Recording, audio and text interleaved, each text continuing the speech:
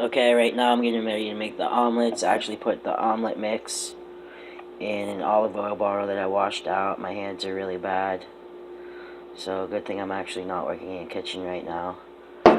Um, Here's my mini omelet pan. I bought a set of pans. This is the only pan I kept because all the rest were shit because of the plastic handles and the type of plastic they're made out of and what happens when the pan is heated. So here is the omelet mix. I have everything mise en place, which is in place in French. Here is the mushroom and asparagus mix. I already added salt to that. I let it sit for a while to baste in the salt. This is my fridge, by the way. I don't have a light in it to conserve energy. My freezer, I just made lemonade mix. I don't even cap it. I just use the top of the top of a poison-proof cup. It actually draws poison out of water and other chemicals. That's why I don't cap the bottle. This is the rest of my stuff. I have everything separated. The beef is on top, followed by pork, chicken separated from the pork with plastic. It probably should be foil, but that's good enough for now because I'm going to break everything down and package it later. So you can see my fridge. That is actually boiled down water, safe water to drink when your water is shit within the city. This is orange juice, 4 orange juice. I keep it in the freezer. More poison-proof cup. I burn a hole in it for something else that I'm working on. Another cup that I'm drawing poison out of. These also draw poison out too. You just have to freeze them and then wash them really well. There's steps to washing it. When I say washing really well, I don't mean washing it constantly. I mean using hot and cold water method to draw poisons out or chemicals that you don't want to drink that are in the water to stop poisonings.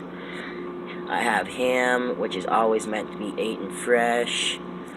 Here is the asparagus stems left over.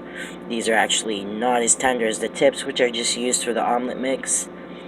If you soak these in salt, they'll become a little more tender. Boiling them down, I didn't take the scales off them either, as you can see. They're not really called scales, but you see the red triangle shaped things? Those come off the asparagus as well. You can always boil those down and they will become more tender than, just about as tender as the tips. These tips here, this is what I'm talking about, the tips. That is what I use because they're tender and most flavor. As the asparagus goes down, you can see the red. These are the scales I was talking about, but the red represents the hormones that the plant actually has in it. And the hormones are actually drawn up into the stem, come out, and go back into the air. I actually got these at Ideal, very fresh products today. I bought cheese, Parmesan. The mild cheddar will be going into the omelet. The parm is for something else, another dish. This is actually, I package my roux like this. After I cook bacon, I make roux with the fat from the bacon. So the roux is in the foil. Sardines, I actually save the oil as well for your hands. It's very good. So there are the sardines. I have the oil in the blue freezer bag, separated, but with the tin container that it came in. And that is how you have to do it. Seasoned coffee cup. I try to keep all the light colors next to each other too, so you can see the reds are together and the whites together. Onions. I actually didn't have enough money today, so I had to put some items back, but I still have onion here. That's what I put back. I think I put back about 3 different types of onions. The mushrooms. These are fresh green beans that I just bought. I've never had these before, but I did have them in a sandwich that I made earlier, a wrap, and they're very good. I'm keeping it in the bag. As long as you cut a hole in the center for the green beans to aerate, you'll be fine. You don't want to cut the complete top off, or you don't want to slice it in the corner either, because the way the bag is designed is for airflow, and the airflow, you want it to go up and out the center, instead of focusing on the side where it's going to produce mold from just basically following the same trail of airflow. Back to my pan. I'm going to heat it. I'm probably going to actually hand the phone to my assistant soon. I'll let the pan heat. These are going to be Chinese style omelets, which means it's going to be a layered omelet. Do you want to just film me cooking? You can comment if you want not answer your questions, okay? So while that's heating, I'm going to grab my butter.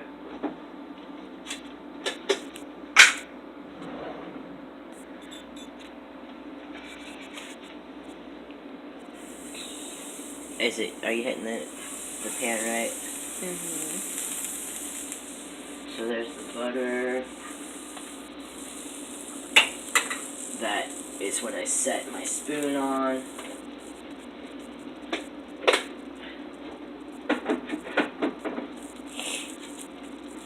These are going to cook really fast. This one is anyway.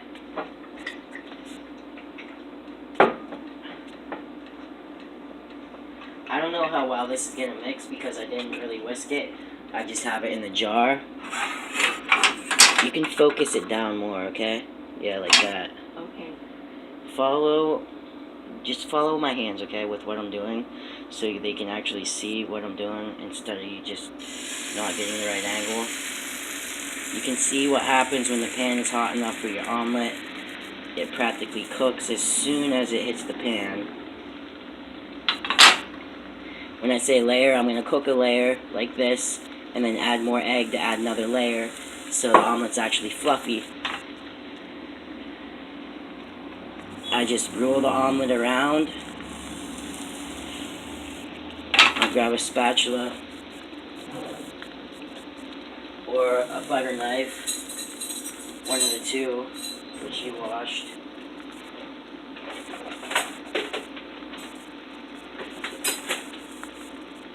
You got a good angle? Yes. I'm gonna grab the omelet, attempt to flip it. No one gets everything right in the first try, but this is a layer omelet, okay? That's one layer right there. You see how I cornered it? And that's how you make an omelet fluffy without adding water. I didn't even whisk these eggs. I just shook it up in the bottle. And you can see my pan is hot enough to steadily cook the egg quickly. Like I said, I already added salt to the ingredients of the mushroom and asparagus, which is soaking. I'm not going to fry those. I am going to add a little salt. Look out for a minute. I think I'll add pink salt. Pink. Why is the salt pink? Because I think they add iodine to it. I'll add a little bit of salt.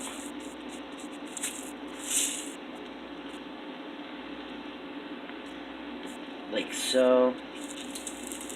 Don't want to waste the salt.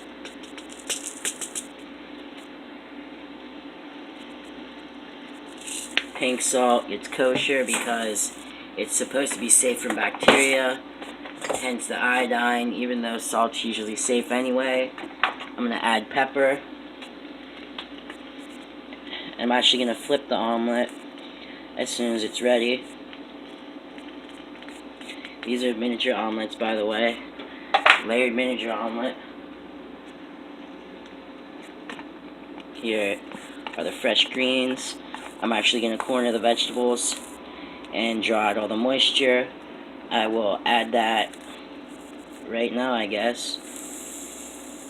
If I add it to the corner here, it's going to boil out, but still add flavor to the omelet.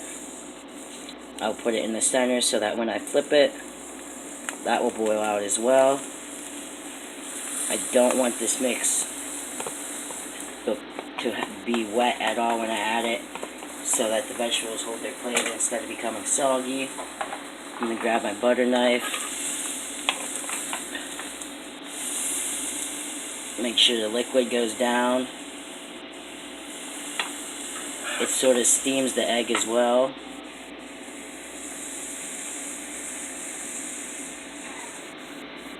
Are you going to get the whole pan, please? Back the phone up. There. Okay, so this layered omelet is almost finished. All I have to do is flip it. I'd rather use my hands for this, but I won't since I'm supposed to stay sanitary with this. You got a good angle? Yeah. Come over here to my right, see if that's a better angle. I think it might be. What do you think? Hold it up higher. You have to angle the camera so you get a good angle. Do you understand now? Got it. Grab this. Flip it. I will grab my cheese. It's definitely going to need cleaned a little bit from the moisture left in the vegetables. Move the camera. First I have to open the cheese. I'm going to turn my pan down. Okay. Now hold the angle. I'm going to turn the pan off actually.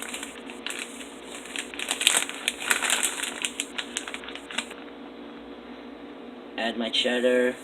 This is mild cheddar. I'm going to add a lot. I'm actually going to add some to the corner too and turn the pan back on, so that I get a nice crust on the outside of the omelet.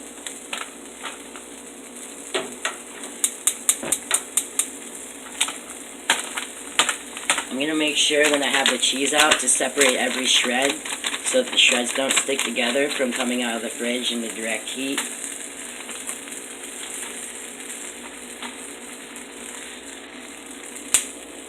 I will add one more layer of egg, and that was actually hitting something that I didn't want it to hit. You can see the egg trail, and you can actually hear the pan. It's the first time I used this pan, so I wasn't really sure how it would work out. It's working out pretty nicely. I'll grab my butter knife and my mini spatula. Pull it up further. What's burning is the liquid right now, and that's what's popping. Actually fold it. Are you getting a good angle on the fold?